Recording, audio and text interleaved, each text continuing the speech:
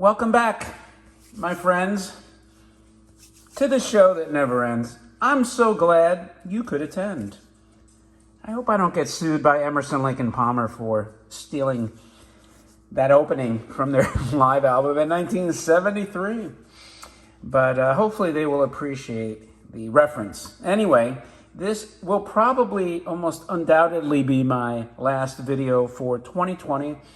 And I want to thank all of the longtime subscribers, the new subscribers, and the fact that we finally broke 100,000 views. It's very much appreciated, and it's good momentum to have going into 2021. And hopefully a few of you have a few minutes of enjoyment outside of this dreadful 2020 with the pandemic and everything else crazy and lockdowns that are going on. So to conclude the year, I have a rare Naito Shoten Interplanet Explorer. For a long time, they did not know the name of this toy. There were not, and there still isn't, very many original boxes of this toy. In fact, the last auction I saw was Antico Mundo in whether Germany or Sweden or somewhere in Europe, and their opening bid had to be north of 6,000, and it didn't sell. The lot was passed. But that's how rare this box is. Looking back, probably should have tried to bid on that because you just don't see this box too often. Really, this whole series.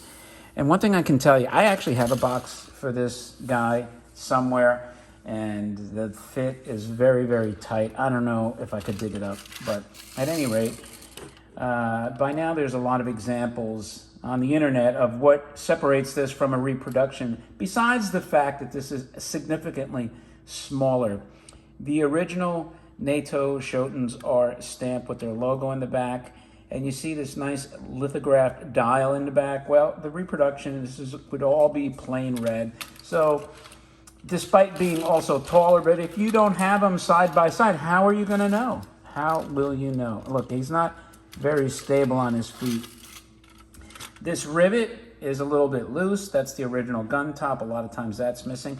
And, here's an interesting observation. Now, I don't know if this was displayed in the sun, but you see the two different color halves, right?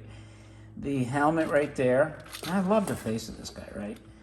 I mean, I'm sorry, but this should have had either battery or sparking in those eyes with blue gels. That would have been great. I would love to see those blue eyes light up. But, we can only wish. So here's, before I go on, some of the lithograph details. It's in actually very good condition. You do see a slight shading difference between the green in the back and the front. It's very slight. That's why it's tough to know. I mean, it's way more pronounced in the head, maybe even in the belt, right? So, I don't know, is this a color that faded, that orange, or is it just that maybe some of the pressings, this is two body halves, as you can see by the seam there.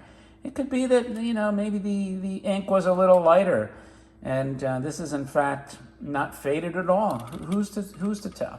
Anyway, let's wind this guy up a little bit and see if I can get him going without tipping over.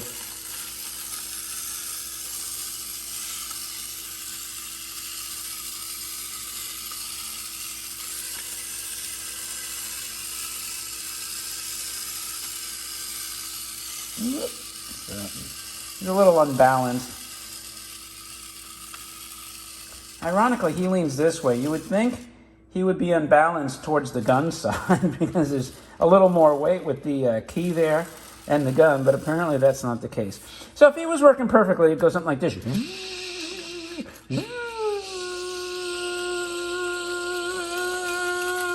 Right? And that's how the wind-up would work. But in this case, we'll take what we can get. This is, keep in mind, 60 years old, 60 plus. So we appreciate it for what it is. Anyway, with that, thank you all again for joining me in what is the last video of 2020. I wish everyone a spectacular new year, and let's hope that all the craziness of 2020 dies down in 2021. Don't forget to like, subscribe, leave a comment, and with that, I will talk to you next year.